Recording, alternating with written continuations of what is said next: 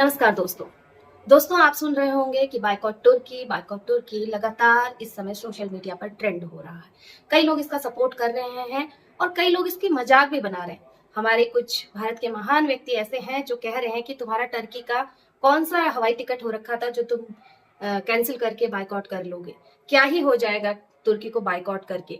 और कौन सा तुम लोग, भारत की कितनी जनता टर्की घूमने चले जाती है। तो इन महान व्यक्तियों को मैं बताना चाहती हूँ कि भारत से कई सारे लोग टर्की जाते हैं और कई सारी फ्लाइट तो कैंसिल हो गई है। ये तो उन लोगों की बात है जो लोग अफोर्ड कर सकते हैं, और जो लोग निम्न स्तर के लोग हैं, जो इस तबके से आते हैं, जो अफोर्ड नहीं कर सकते हैं, वो लोग कहीं ना कहीं कभी ना कभी टर्की के सेब खाते होंगे। अपने घर में संगमरमर जब लगाते हैं तो राजस्थान से बहुत सारी संगमरमर की डील होती है टर्की से, और टर्की से वहां पर संगमरमर लाया जाता है। वहां के व्यापारियों ने सख्त मना कर दिया है कि अब टर्की का कोई भी हम सामान नहीं खरीदेंगे। सेब व्यापारियों ने टर्की से सेब लाने से इनकार कर दिया है। यहीं तक आप और दूर तो क्या ही जाइए, देहरादून में टर्की की आइसक्रीम्स बिकती हैं राजपुर रोड पर। तो इतना छोटे छोटे स्तर पर भी टर्की का सामान आता है। जिसको बाइकआउट करना होता है, पड़ोसी से झगड़ा हो जाए तो बातचीत बंद करके ही बाइकआउट कर देता है। बातचीत करने पे क्या ही खर्च हो जाता है, लेकिन जिसको अपने लिए पीड़ होती है, अपने लिए दर्द होता है, अपने देश के लिए दर्द होता है, वो ये करते हैं।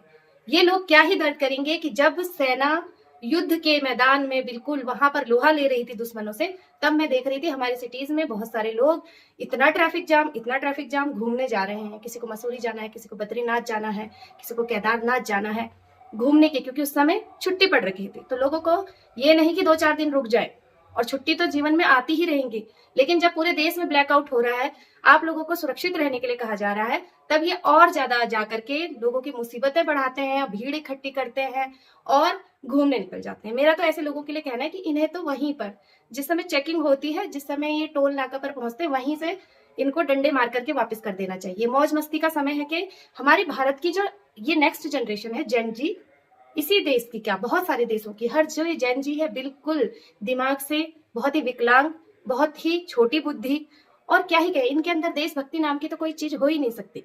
तो आप लोगों से मैं बात कर रही हूँ, ये आप लोगों को कह रही हूँ कि कोई भी सामान जब आप उसमें देख करके लें कि अगर उसमें टर्की लिखा है, तो आप उस सामान को बिल्कुल ना खरीदें। अपने स्तर पर, अपने अपने स्तर पर बाइकआउट करें।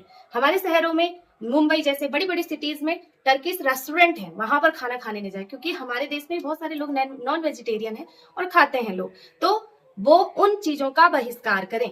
और आप लोगों को एक बात और बता दूं, भारत एक बहुत बड़ा देश है, और जब हम यहाँ से व्यापार, हमें कोई जो लोग चीजें देते हैं वो बड़ी मात्रा में ही होता है, तो भारत उनसे ज्यादा मात्रा में सामान लेता है, और उन लोगों को इसका बहुत बड़ा खामियाजा भुगतना पड़ सकता है।